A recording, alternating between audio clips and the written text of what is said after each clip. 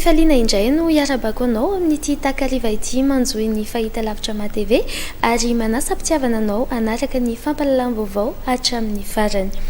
Miantso ny mpifidy lehibe ben'ny tanàna sy mpanolontsaina mba hametraka fitokisana amin'ireo kandida IRD ny député ny Fianarantsoa Seth Rajoelina. Nanamafy ihany koa izy fa manana anjara toerana lehibe amin'ny fampandrosoana ny loholona. Fanampanazavana. Manana anjara toerana lehibe amin'ny fampandrosoana ny vondrom-bahoaka paritra itsinjaram-pahefana ao anatin'izany ny commune ny loholona hoy ny député ny Fianarantsoa Seth Rajoelina.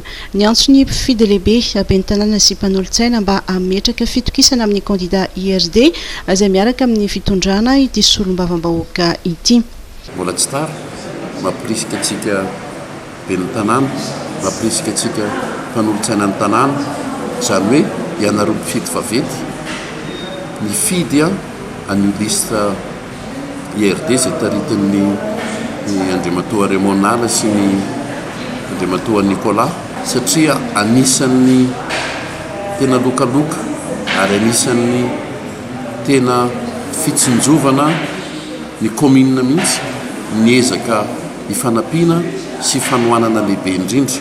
Raha ndray ohatra fotsiny izao tsika ohatra hoe ratsy ny lalana amin'ny mampitoeny commune ny Befeta sy ny RN 42 zany lalana mandeha ny sorana iny dia azo atao tsara no mijeriny hoe aiza ny tokony atao ny famohan-dalana, azo atao ohatra izany azo tonga dia tanterahana ihany koa ao anatin'izay fiaraha-miasa amina mpandraraha lehibe anankiray izay zanaky ny faritra Automatsiatra ary anampy antsika izy anampy an'ireo loholona ireo amin'ny fanampiana ny ben'ny tanàna, fanampiana an'ireo conseiller ireo mba havita zavatra ianao nandritra ny fotoam-pitantananao an'izany tanàna izany.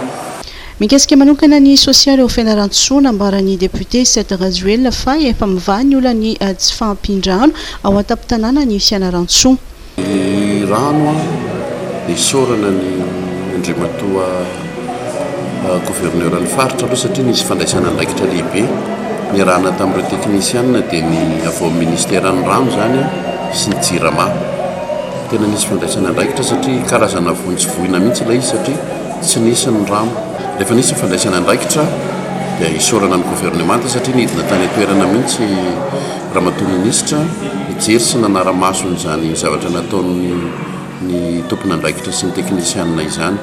Izay nanara-maso amin'ny masolombavam-bahoaka anay anisan'ny mijery akaiky ireo assistance ny namana. Ny tanànan'ny Fianarantsoa izay nisidra fahasairanana ara-drano noho ny famaina ny farihan'ny Tarabiby izay hanovozana ny rano izay diovina ary tsinjarainy ny JIRAMA.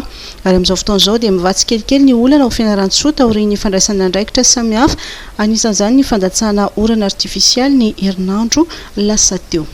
Ny sabotsy teo no voafidy filoha-hevitry ny forum parlementaire ny SADC Dr Fiarovana Lovanirina Célestin solombavam-bahoaka ny Betafo.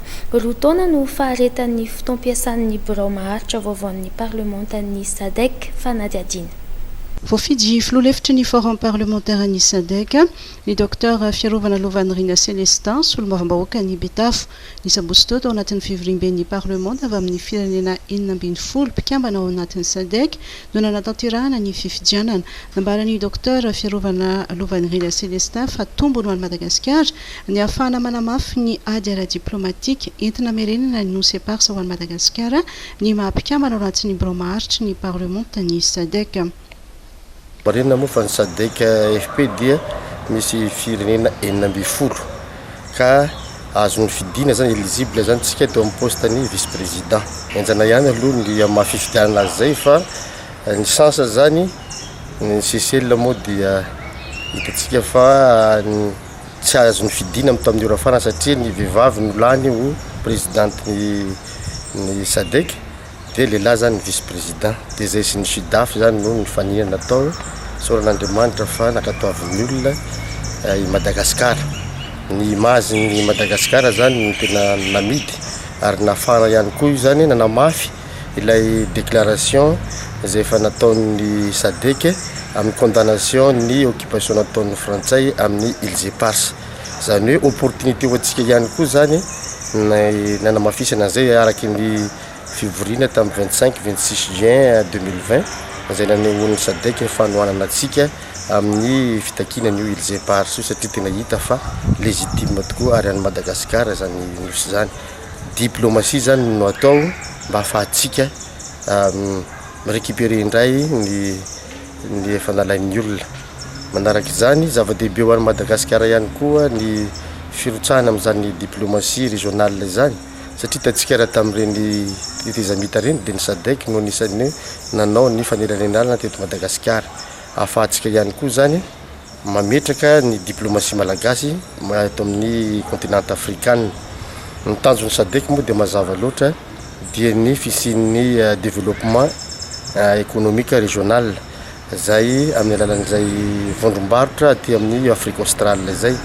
manaraka izany ihany koa ny fisiany la paix zany sy ny sécurité aty amin'ny faritry Afrique australe.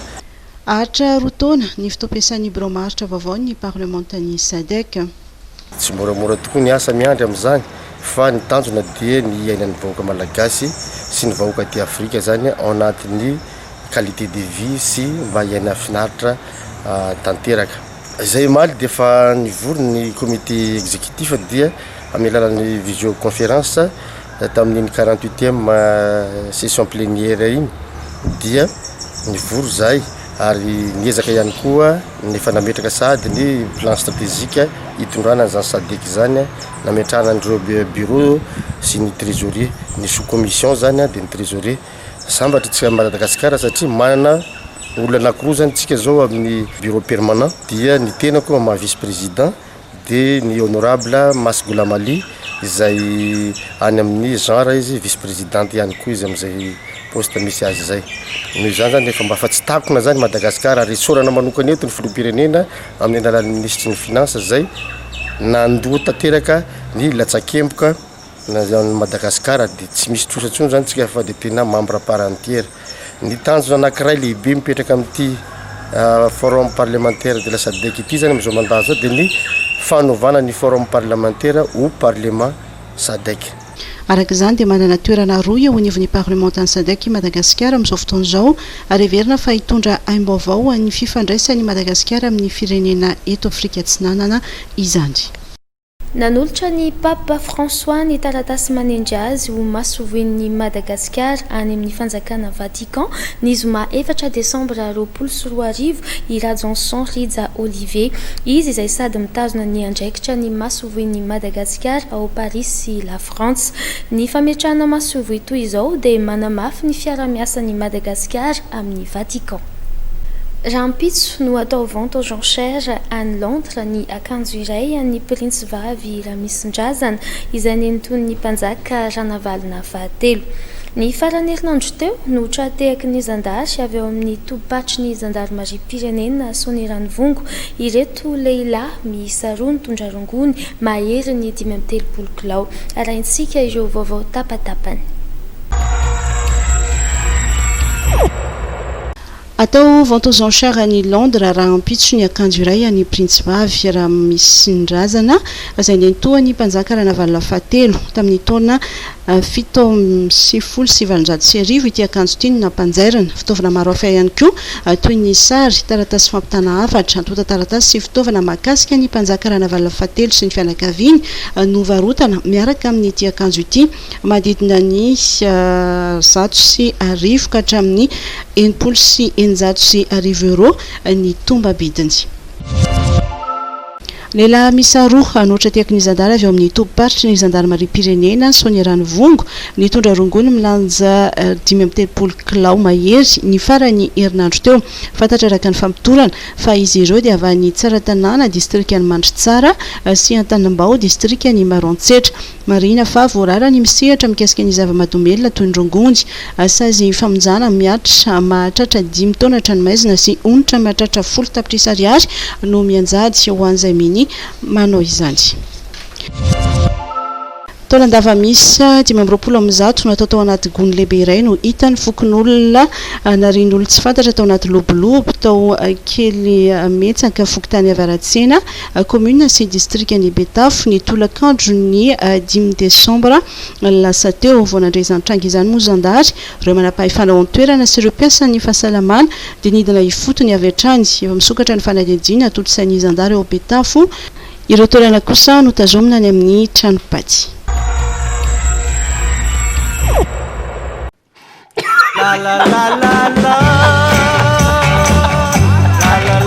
Tout au long de notre vie, rire nous rend plus forts. Ce que nous mangeons devrait en faire autant.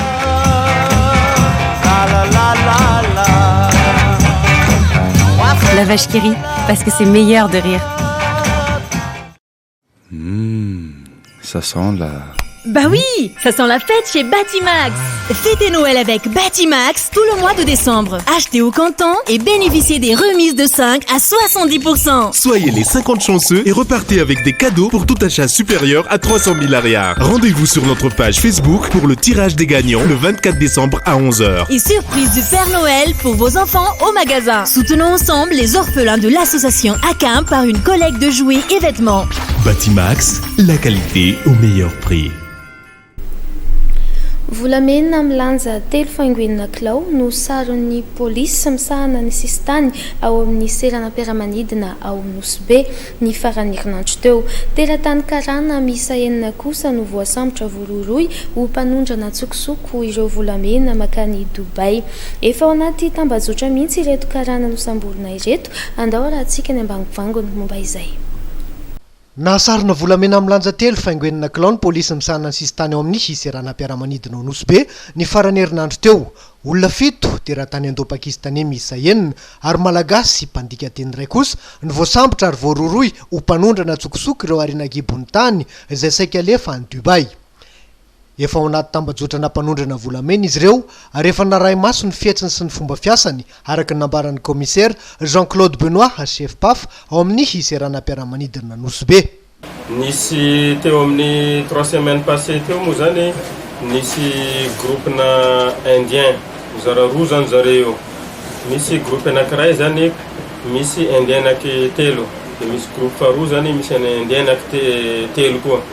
Dia ny fanaonjare zany groupe ray manao départ makany Dubai dia ny groupe ray arrivé avy any Dubai. Dia efa natetetika zany io mouvement zareo amin'ny frontière io. Dia ry natsikaritra koa zay fietsika hafahafa zay asehony zareo aty ivelany. Dia noho izay zavatra zay zany nanao filature an'le groupe anankiray efa teto Nosbe zay. Dia tsikaritra efa misy fomba fietsika hafahafa zany ataony zareo ary misy matetika miova hôtel zareo. Dia androany fantatra efa andeha hiondrina ho any a Dubai zany le groupe anankiray io. Dia rehefa tonga ny fotoanany anaovan'zareo tokony anaovan'zareo enregistrement tao amin'ny comptoir moa zany dia niraka mpiara-miasa tamiko moa zany niantso an'zareo telo ka nitsona tety brao dia natao ny foy. Dia rehefa natao ny foy reto zany ho an'le olona le saika hiondrina tany Dubai hitanay tao ordinateur portable. Dia rehefa bataina le ordi portable mavesatra tsy ohatran'ny ordi mazatra. Dia tsoana le batterie an'le ordi portable jerena mavesatra be raha par rapport ny ordi portable zay normal. Dia rehefa nivakina moa zany le batterie dia hita tao reto zavatra reto. Dia nivakina zany anankiray tamin'ny reto zavatra reto hita tao zany ty volamena ty. Dia rehefa lanjaina moa ty teo eo amin'ny 200 grammes. Dia le izy misy 80 pièces zany le izy. Dia rehefa tao zany total manodididina any amin'ny 3 kg 600 io zany izy rehetrarehetra ty.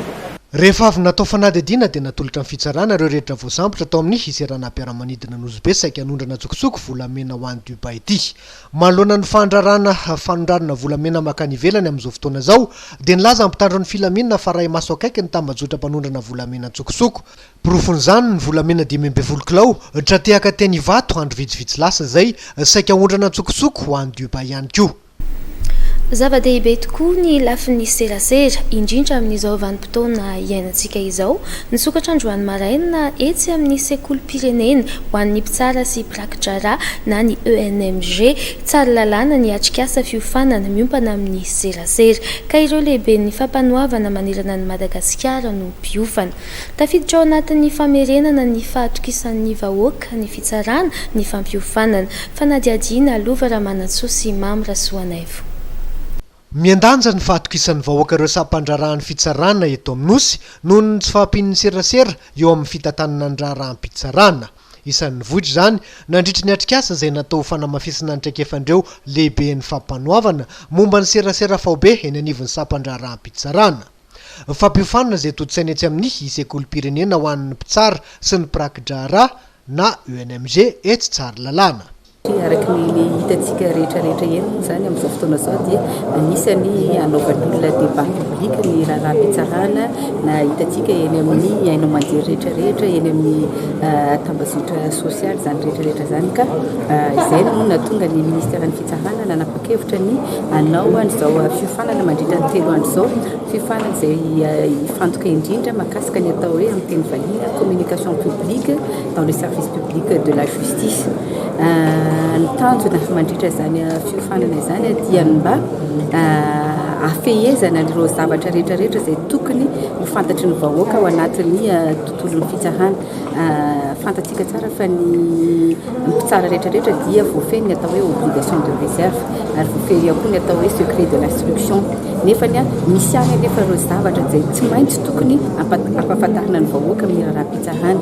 Ny anton'izay dia manana tamberina andraikitra ny tontolon'ny fitsarana na ny mpitsara amin'ny vahoaka amin'ny asa izay ataony. Tafiditra ao anatin'izay tamberina andraikitra izay indrindra ny fanaovana tatitra ny fanaovana serasera amin'ny vahoaka. Dia izay zany no anton'izao fiofanana izao ahafantarana hoe atraiza ny limite ny zavatra tokony ho tenen'ny mpitsara amin'ny vahoaka.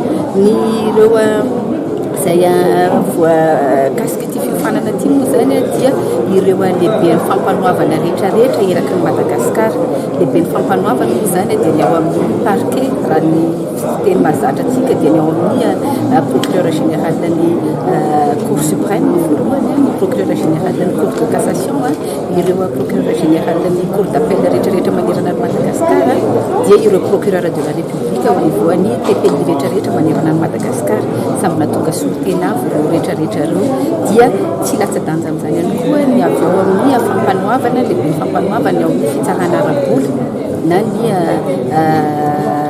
tribunal financier dia ny tribunal administratif ihany koa na ny fitsarana miady atao amin'ny fanjakana dia ny conseil d'état sy ny cour de compte samby tafiditra ao anatiny misitraka izany fiofanana. Ho fampiarana ny didim-panjakana mandrakitra ny fampiroboroboana ny serasera sy ny fanomezam-baovao ary ho famerenana ny fahatokisan'ny vahoaka amin'ny fitsarana. Eo koa ny fanamafisana ny fahaiza-manao an'ireo mpitsara araka ny politika napetraka ny ministeran'ny fitsarana no antom-pisian'ity atrikasa ity izay aritra telona. Ontoto-saina amin'ny alarobia 7 desambra ho avy izao etsy amin'ny Carledon Anosy ny andron'ny fifaninanana. Araka ny fanambarana nataon'ny filan-kevitry ny fifaninanana nitondra fanampanazavana momba izay entsika fankalazana izay ny filohan'ny filan-kevitry ny fifaninanana Andriamatoa Rabetrema Ernirina. Ny antony anaovana an'ilay izy dia efa fanontelo moa zany ty andehan'ny fanontelo andehan'ny fanotelony zany hoe fa nisy ny journée de la reconnaissance voalohany sy faharoa dia ty fanotelony ity zany niarahana amin'ny ministère-ny varotra sy ny industrie ny asatanana iarahana amin'ny ANMCC na ny tokony ramsa na ny fametrahana an'ireo fepetra fanitsina ny ara-barotra dia eo ihany koa itsika moa mazava ho azy niditra atao anatin'ilay arety matozana iny dia ny politika mpanjakana amin'izao fotoana izao misy an'ilay hoe relance économique tsara zany ny mpandraraha rehetra misero anatin'ny fifaninanana mba mahafantatra hoe inona ny ilana fifaninanana madio sy mazava ary tsara mba ampiatra amin'izay zareo isin'ilay relance économique. Dia eo ihany koa ny politika ny fanjakana eo amin'ny resaka fampiroboroboana ny fanaovana industrie eto toerana. Zay zany ny antony dia mazava ho azy izay antony izay ilana ny reto le atokondraraha rehetra misahana ny fifaninanana de efa voalazako teo moa zany ny anditea izahay atao anatin'ny filakevitry fifaninanana ny eo ministera misahana ny industrie sy ny varotra ny asatanana ny ao anatin'ny atokondrana misahana ny fanitsina ara-barotra fametrahana ny fanitsina ara-barotra de ina moa nitanjona am'le izy nitanjona am'le izy zany a satria io journée de la concurrence io de ho atao a ao amin'ny hôtel Carlton eo anosy amin'ny 6 décembre ho avy zao a manomboka amin'ny 6 maraina ny tanjona am'le izy de mba ho fandraisana anjara ny tsirairay ireo olona rehetra nasaina zany a fandraisana anjara ny tsirairay ao anatin'le hoe isy ny ady hevitra isan-karazany mba ho fampiroboroboana ny kolotsaina ny fifaninanana averiky ndray zany ho fampiroboroboana ny kolotsaina ny fifaninanana satria fantatritsika fa ny kolotsaina ny fifaninanana de tena mbola vitsy ny manana zay kolotsaina izay eto amintsika faharoa ny tanjona ankafaroa de fampahafantarana na fanetanana ireo mpandraraha izay tena misehatra eo amin'ny fifaninanana misehatra eo amin'ny fifaninanana mba hiady tsy hanao zany an'le hoe hevitra manohitohina ny fifaninanana na toetra na fihetsika manohitohina fifaninanana de ny antony fahatelo a de hoe mba ho fampahafantarana ny ireo mpanjifa mba azo hoe inona moa zany ny tombontsoa ho an'ny mpanjifa ao anatin'ny fifaninanana madio sy mazava ka noraisina zany tamin'ity taona ity amin'ity le andehan'ny fahatelo ty noraisina ny loha-hevitra manao hoe andaotsika rehetra hiady a amin'ny fihetsika manao itohena ny fifaninanana mba ho fampandrosoana ny orinasa eto-toerana. Eo amin'ny sehatry ny fizahantany mila fanampiana avy amin'ny fitondram-panjakana anarenana ity sehatra iray ity noho ny fisian'ny valanaretina Covid-19 raha ny fanambaran'ny Dany Rakotoson mpandraraha eo amin'izay sehatry ny fizahantany izay.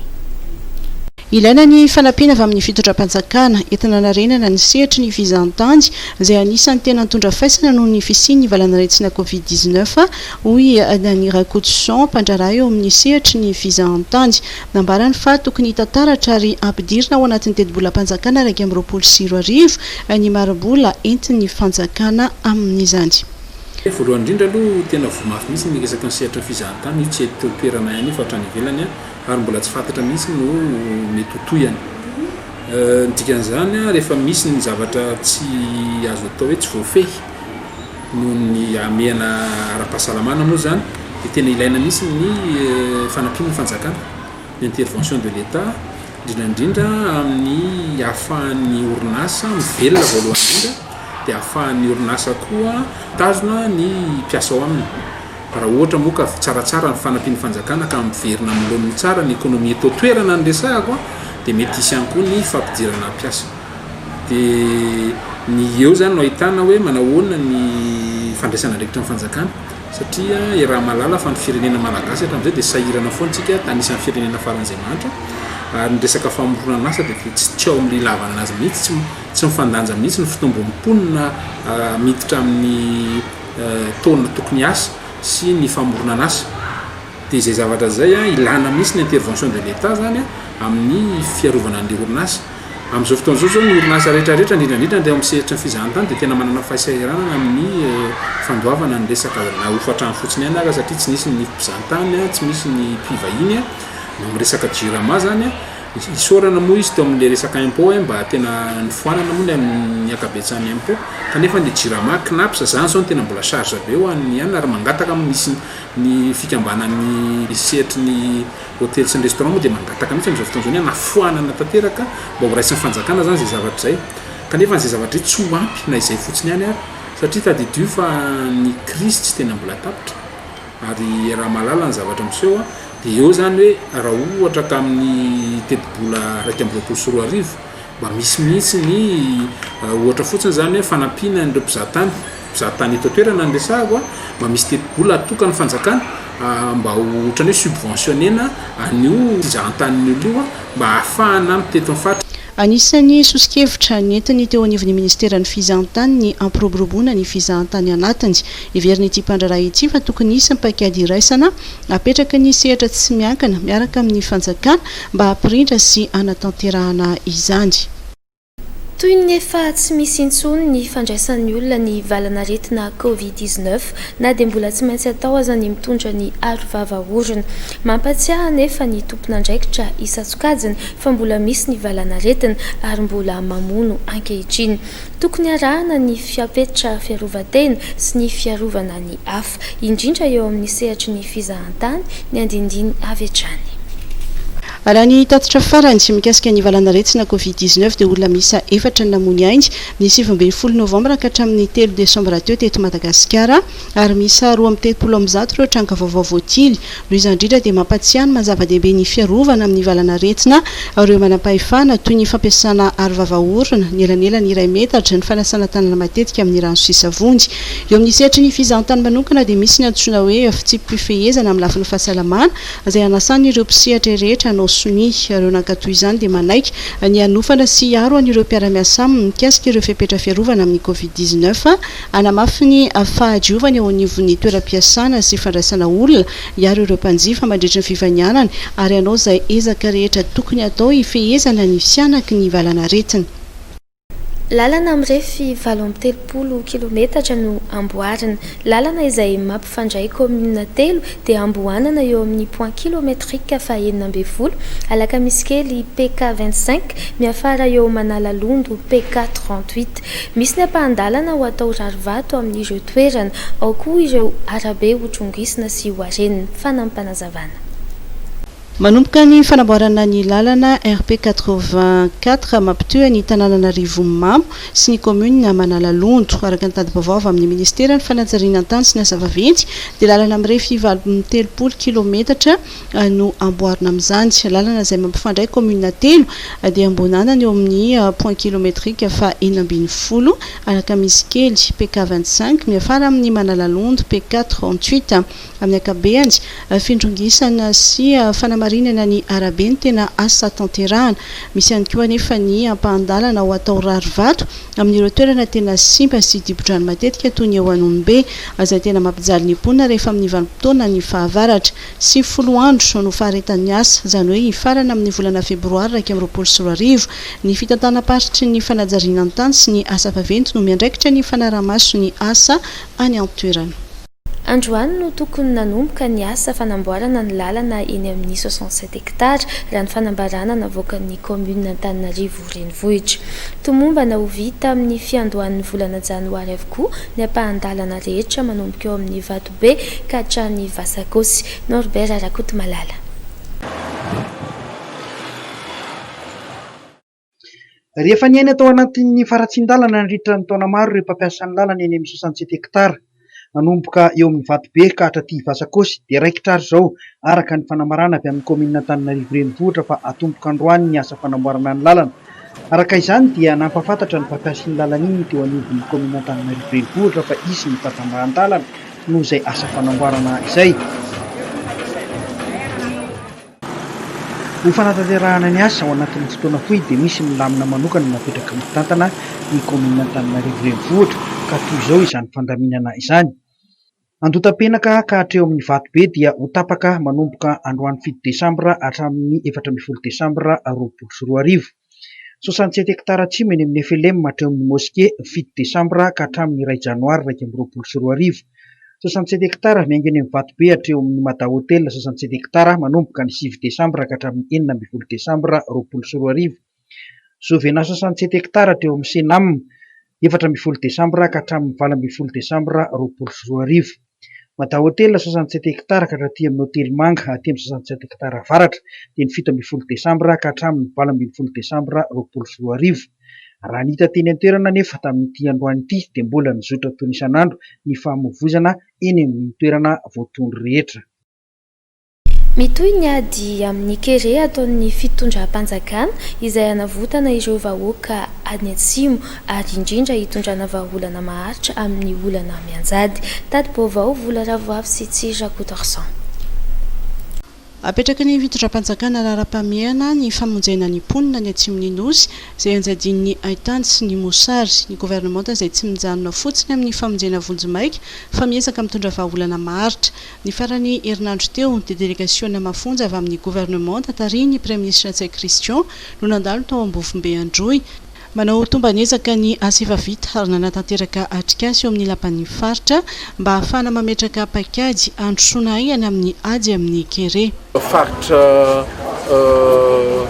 Androy dia niova Ambosary ho amin'ny faritra Nosy efa manomboka zao ny asa atao ny zavatra lehibe andrasina dia efa nanatsikina totanisy ny olona zay tratran'izao kere zao aty amin'ny faritra Androy efa manomboka miasa zareo dia natongavana tatia ny mijery ahoana no anatevenana zay asa zay fa indrindra amin'ny fampandehanana an'ireo CCOK dia napetraka zany ny programanasy miandry tena maika dia maika amin'izany fahazoantsika ny totanisa ary indrindra fampidinatsika ireo CCOK hitanareo reto ministre reto izay manana andraikitra maro isan-karazana amin'izany tanjona iombonana zany. Ny zavatra faharoa dia dinina ihany koa ny fametrahantsika ny centre de réhabilitation nutritionnelle et médicale. Fantatrareo fa anisany fanapakevitra ny raisin'ny filohan'ny Republika ny ametrahantsika ny CRNM eto Ambovombe sy ao Ambosary.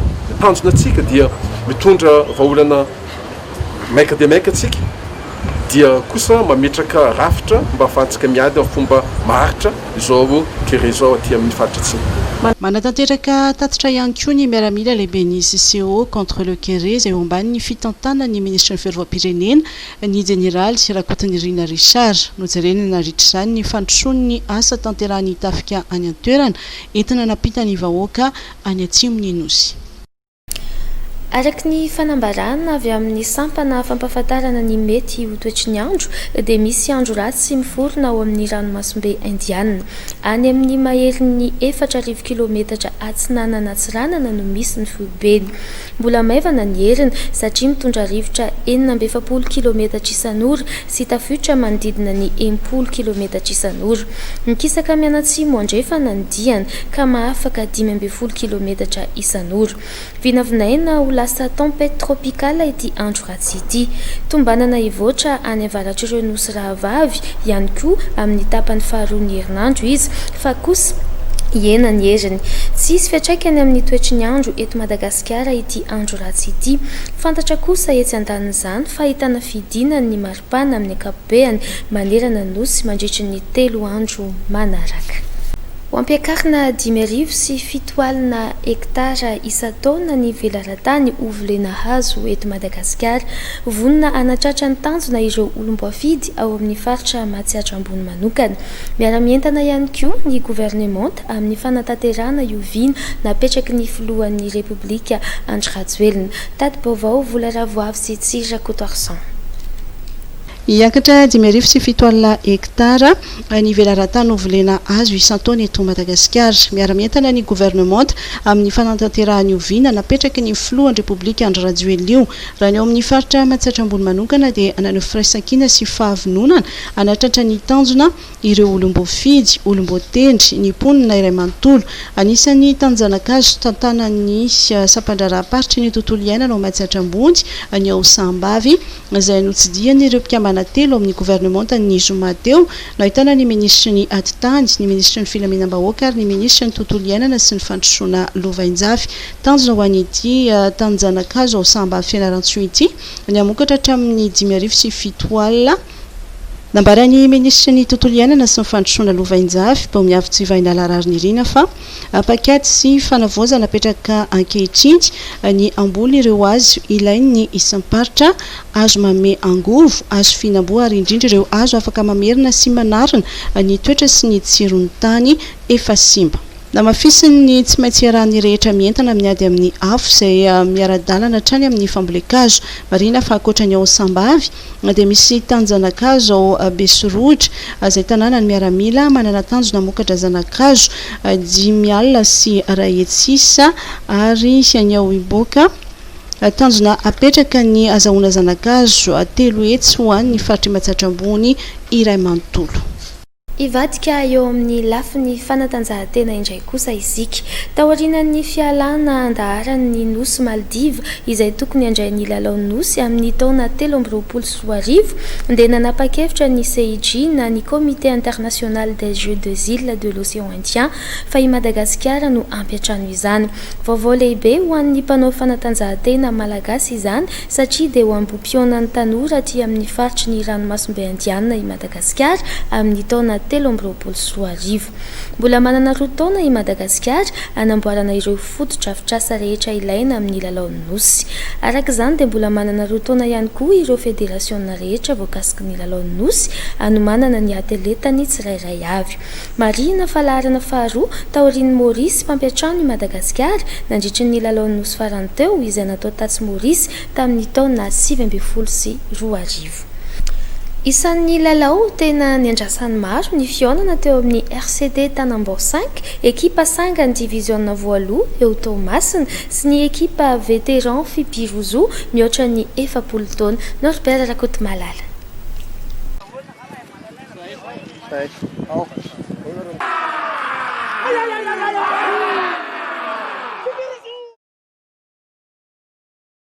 Isan'ny lalao tena nandrasan'ny maro ny fianana teo amin'ny RCT Tanambao 5, ekipa sanga ny division voalohany eto Tomasina sy ny ekipa vétéran Fipirozo mihoatra ny 70 taona.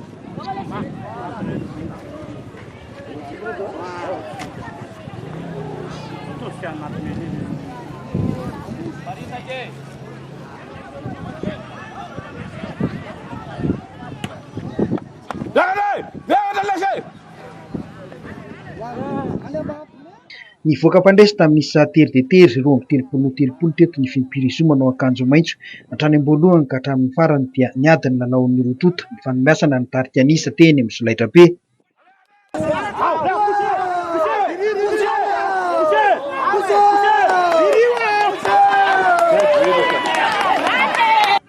Teo amin'ny fizara-potoana voalohany dia ny RCT Tanambao 5 manao fotsy no mitarika tamin'ny 7-7. Ny dia sahirana azy ary José Serridge ary Ramafy sy ny namany ny lalao tao anaty fasika dia afaka nampiseho endri-dalao mahafinaritra ihany izy ireo.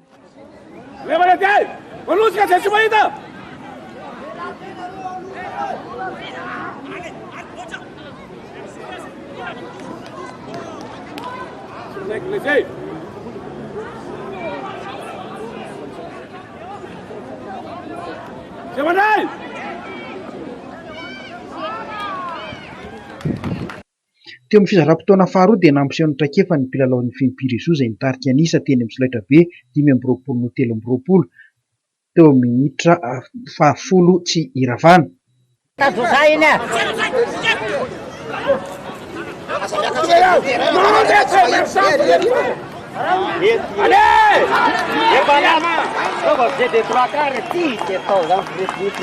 Tao anatin'ny 10 minitra farany dia samy nahatonga baolina mety tanana iray avy ny rotota ka nalasa nisa ho 20 no 30 izay nivoahan'ny Fipirozo mpandresy. Mifandraisana aloha dia nafinaritra dia mikasika ny lalao indray hita zaza tanora ihany le manao le socule dia nefa raha ny traikefa hita angamba dia manatombo lavitra kokoa ny socule par rapport amin'ilay ankizy fa miaina ilay ankizy matanjaka nefa mbola misy ihany koa nefa ny socule matanjaka. Amin'ny lafiny teknika manao any?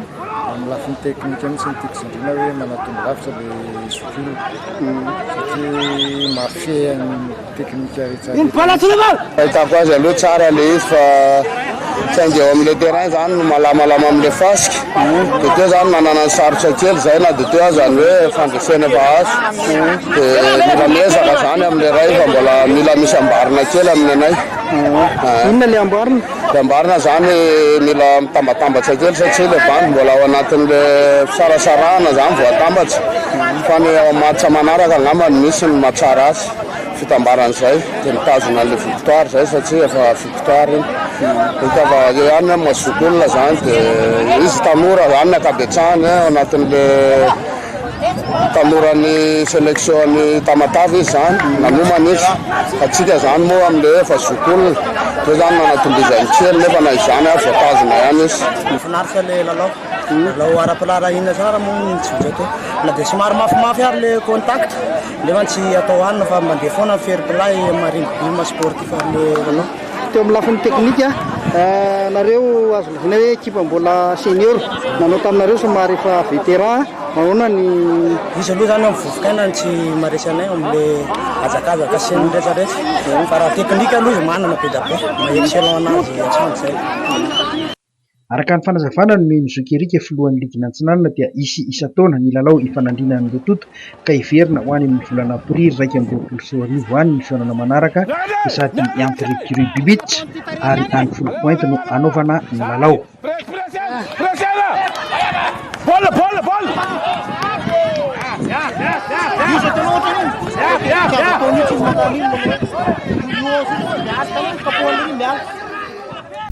tontosa tao anatin'ny filalahina tanteraka ny lalao rugby izay ny fanandrinan'ny mpilalao rugby zoky ny mivondrona ao anatin'ny fikambanana Fimpirozo avy eto Analamanga sy ny ekipa telo ao anatin'ny ligue natsinanana.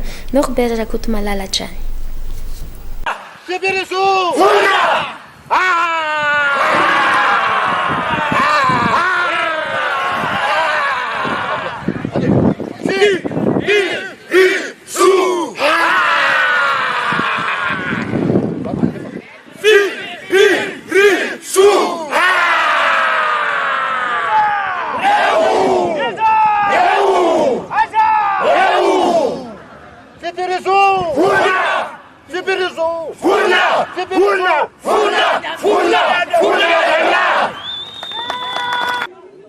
Ny fampizarana ny fandresena teo amin'ny lalao ara-pirahalaina izay nikatrohan'ny mpilalao rugby zoky mivondrona amin'ny Fimpirozo avy eto Analamanga sy ny filevana divisiona voalohany ao anatin'ny ligina antsinanana. Tamin'ireo lalao telo vao nifanandrana dia lasa ny mpampiatrano ny roa ary ny fanisehana tokana ho an'ny Fimpirozo. Teo amin'ny lalao voalohany dia ny ekipa mixta Fimpirozo izay nifangaroan'ny 9 taona sy ny 15 taona nifanandrana tamin'ny ekipan'ny RCR vao Tomasina. Nivoaka mpandresy teto ny ekipan'ny RCR tamin'ny 2020 no 13 nanatombo teo amin'ny tanjaka ny ekipan'ny Tomasina raha ny lafiny teknika dia ny Fimpirozo no feno lalao.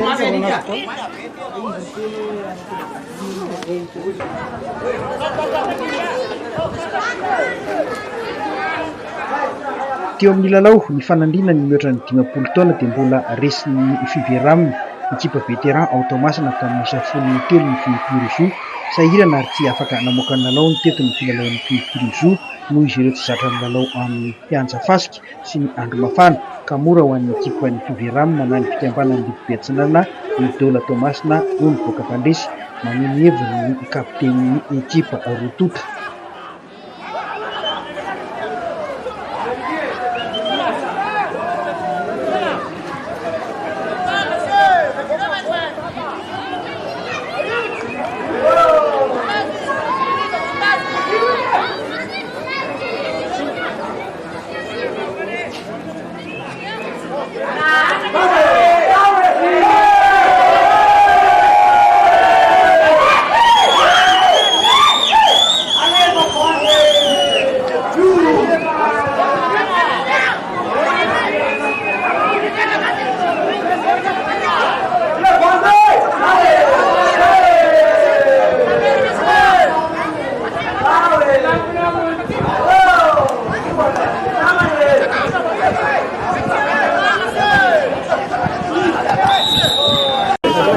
Fahitako aloha tamin'ny ankapobeny aloha tamin'ny Fimpirozo be dia nahafinaritra aloha satria efa zokonjokotra ao anatin'ny 20 taona mahery daholo izy ireo dia nahafinaritra aloha satria teknika ny tena hita betsaka teo fa tsisy hoe rugby angofo. Nandresinareo inona ny tena hitanao hoe tombony ho anareo? Ny tombony ho anay zany dia le toetrandro zany amin'ilay hafanana zany hitako hoe tsy mahazaka hafanana zany le marina fa mafana ny faritra Analamanga fa ny ety amin'ny faritra Antsinanana zany tena mafana kokoa midangana be ny hafanana dia zay ngamba ny hitako hoe tombony anay io moa zany fanomana zany samy nanomana daholo. Ho anay aloha taona iny lalao moa dia mahafinaritra fa io koa le hafanana mafy loatra le hafanana ty fa nazanona zany ary dia nanao ty lalao ara-pahalalana ina. Inona ny tena tsy nety tamin'ilay baolinareo andro? Tena tsy nety zany atsaina amin'ny vokatsy le hafanana marina fa lasa mikorokorana kely zay dia zay natonga an'izy naresy anay. lafilay teknika aloha nafinahitra indrindra tsara fa nitako hoe fautiny le izy eo ihany le hafanana fa faute de main faute de main zany tena hita betabeta ty aminay a dia nararotiny tamatavy tamina interception no izy tanoranora kokoa noho izay matanjaka be dia entiny amin'ny azakazaka izay dia tsy afaka akoatran'izay zany hitana hoe indrindra le lalao fa teo faute de main zany dia manarina zay moa any amin'ny fanazaranteny zay manarina le izy fa tsy kivy akory zay fa tsy maintsy zay ny rugby zay ny baolina zay ny sport tsy maintsy misy ny resy dia misy ny maresy araka izany dia voafetateraka teto ny firahalahiana sy ny firaisan-kina ho an'ny ligy ny antsinanana sy ny fikambanana Philippe.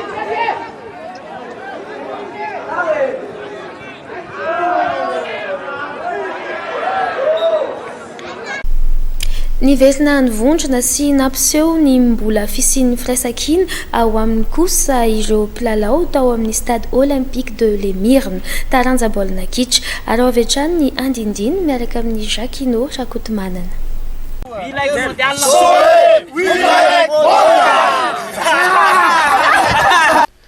SE Wilaik Mondial nanakoako teny akanja hatrany zany teny filamatry ny ekipan'ny stade olympique de Lemirne taranja baolina kitra izany nandritra ny fiafaran'ny taona 90 sy ny fiandohan'ny taona 2000. Ity ekipa ity izay nisolo tena matetika ny baolina kitra malagasy tany amin'ny fifaninanana afrikanina noho izy ireo nandrobaka hatrany ny anarana mahatompondaka amin'ny Madagasikara. Dia efa nahazo azo taona avokoa azy ireo mpilalao amin'ny stade olympique de Lemirne tamin'izany fotoana izany dia mbola mirahina sy mampiseho firaisan-kina hatrany. Nanambara mantsy izy ireo fa ankoatra ny fahaizam-baolina eny ambony kianja dia ny firaisan-kina sy ny firaisan-tsaina no antoky ny fahombiazany tamin'ireny fotoana ireny. Ny alahady tolakandro teo ary dia nivondrona sy nanao lalao ara-pirahalahiana tamin'ny ekipan'ny Asta avy any Antsirabe ny ex-SE teny amin'ny LGK Plus Stadium Bypass.